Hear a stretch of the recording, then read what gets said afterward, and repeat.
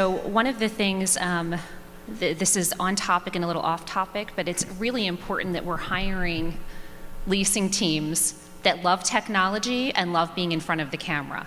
Those are the two greatest challenges that I have with leasing professionals. The vanity of it all is getting them into the videos and getting them in front of people after spending such a long window of time hiding behind their desktop, through the pandemic. So we really believe in what we're starting to utilize is more of a layering effect of the different platforms rather than a handoff or connecting the dots in. So for example, in a self-guided tour, there are ways to add video components into the mix so that they can meet a leasing professional somewhere along the line, as an example. And Clint, you're the video man, so I'd love your perspective on this. How, in particular, can video be leveraged to add that human element? Absolutely. So video it's not a light switch. I think people confuse it with you implement video and you're expected to see results. A biggest part of it is, like you said, is kind of the vanity of being on camera. Who likes listening to themselves on voicemail? Nobody, right? That's amplified on video. So to take a behavior change and have a leasing agent be able to use video on a regular basis, the tech has to be there, but the experience in working with the tech and the education that goes into the buy-in is equally as important as what you do.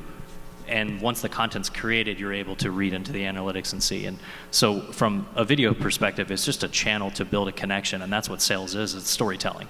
So video is the vehicle to do it. Well, the challenge right now and implementing new techs and new ideas is your buyer prospective resident is changing. What are we doing to change on the leasing side to meet them where they want to see, to create a community outside their four walls? Well, video is one avenue of it.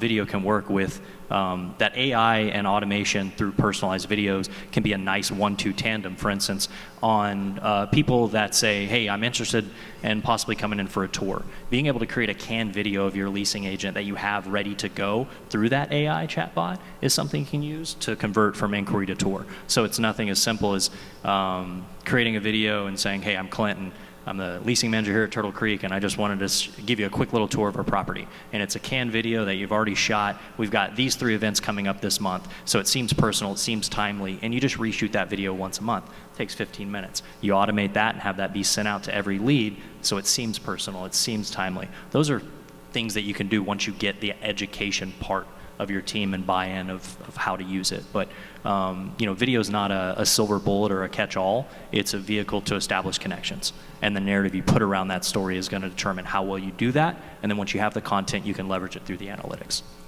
I love video too. I think that we go crazy with stuff like this. And I tell my teams all the time, I wish I could be a leasing consultant again, because I can think of 4 different channels I would have going at the same time, and I would be making 4 times the commission for every appointment slot available within a given day. And getting excited about video in that space, our teams, we challenge them. Data is so important now and so available. Go back through your really cool CRM and pull out anybody who was interested in that one bedroom and invite them to a virtual open house where you're showcasing it and walking it around. And we've had leasing agents get 5 leases from virtual open house tours where they're showing the 1-bedroom apartment home, and they've sent links out to anybody who hasn't leased as a way of follow-up, but a way to personalize it and not just send the link through maybe a follow-up cadence or what have you, but really be the one and be in front of it. I do think Michele brings up a really good point, though, that you have to be able, you need that personality who's on the camera to make it live. And I think one of the change management pieces for our teams when AI and bots and everything really came into mainstream and really were the hot tickets a couple of years ago, and the new bright shinies was, a little bit of ego of, wait a minute, I am really good at what I do. How could this cold robotic thing possibly do a better job than the in-person touch they're going to get from me. And you touched on it, Michele. I think the key to that is really, how do you work together? How do you partner in that space so that you get the best results? But I also think back to what you were also asking us, Max, was I think our customers today want information quickly and easily. And they are not as particular about how they find it or what it feels like, as long as it is a smooth and great experience through most of it. And the tolerance there has really come from outside our industry, where they're used to, whether it's banking or any of their day-to-day stuff that they're doing, they're used to the automations and efficiencies they're finding through technology. So it's really helped our space in a very behind the curve industry, which we were up until now. Yeah, I completely agree, and I think the key word you mentioned is efficiency. The prospective renter wants an extremely efficient experience, and of course the property management company wants an extremely efficient experience, and we're closing that gap and leveling up with other industries slowly but surely.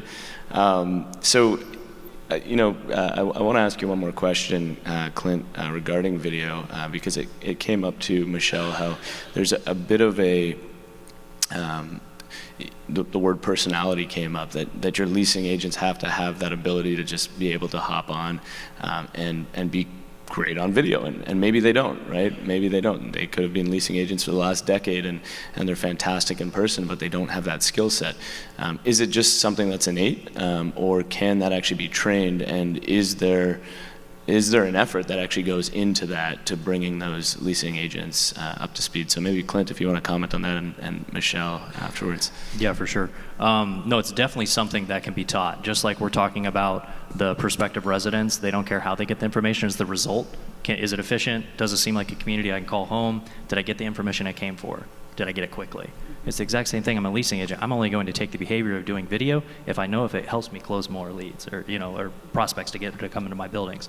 So being results oriented is the biggest part to the behavior change. And there's a lot of people who just naturally are good on camera, and they've got that, and you think, okay, these 5 of my portfolio are going to be fantastic, and these 15 are not going to be. What we've seen through rolling this out in 6,000 real estate properties now, or operators, is the people sometimes that may be the most hesitant end up being the ones that are best at it, and it just comes around the education and feeling comfortable.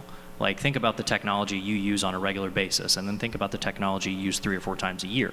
How comfortable are you with, in comparative to both of those? So we also know they don't have all day to sit inside and make videos, but being very particular in a walk before you run approach of saying, we're going to do a canned video for online leads to try to convert them to a tour.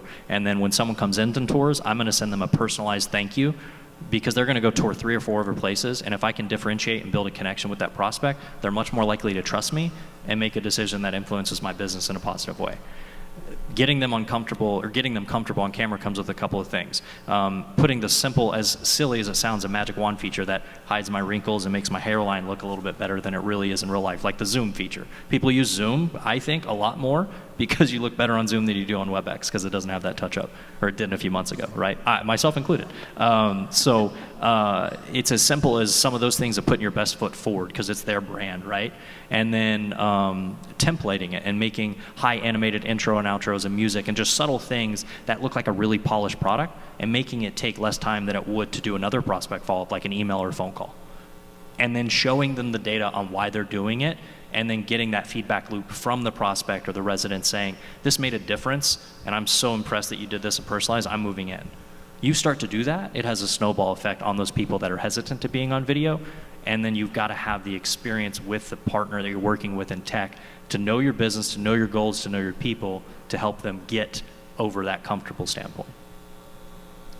And Michele, I don't know if you want to add any commentary from the leasing side. Is that what you see? I feel like I have so many comments, but I'll try to keep it brief. As as the professional responsible for educating the leasing team and motivating them to want to record the videos, I have to say that, you know, there's a part of me that just wants to hire people with the willingness. They wake up in the morning and just want to record and go. And then we have leasing professionals that have the ability to do it, and the answer is somewhere in between, because the people with the willingness, they may record 20 videos this week, 18 of which you're pulling down from social media. And those with the ability to do it, if we're encouraging them to do it, they're getting quality out there over quantity. So I think that is especially important with the video. I had another comment and I lost it. We can always come back to you. I think my 2 cents is start slow with your teams. And you know what, when we came out of the gate with video as one of the new vehicles, we decided let's just start and get like 5 videos made for each property. And that way they can showcase, regardless if you had 50 floor plans. Let's just start with your best 1-bedroom floor plan, your best 2-bedroom floor plan, or your best 2 floor plans that sell or you have the most of.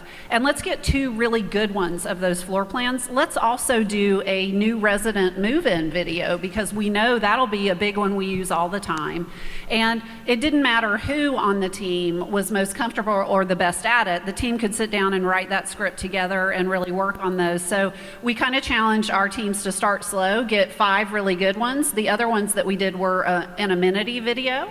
And then also your most problematic maintenance thing that people call that has really simple instructions. So is that resetting your garbage disposal? Is that where's my electrical panel? Or, you know, whatever that is, and do just a really quick fix video that you could use with your existing residents. And the adoption was, once people got into it on smaller bites like that, I think we had greater adoption. And then people weren't so fearful because they could get those out and see the results of using them in small doses. And now we're crazy out there. And I think we have the problem Michele talked about, which is they're video crazy, and we got to pull them back a little bit on what's really effective over quantity.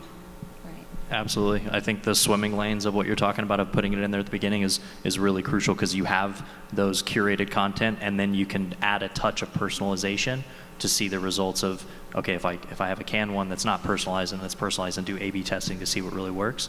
And like you're saying, that the new resident move-in, that's one of the biggest things we're saying, of just building that sense of community when they do, and the resident experience starts on day 1. How are you making that personalized? For the renewal process, starting that through video, like things like that we're seeing, and just like that gives a very simple use case for your team members to follow and say, this is what I need to be able to figure out how to craft my narrative around that story, because the video is only as good as the story and the, you know, that you're talking about. So.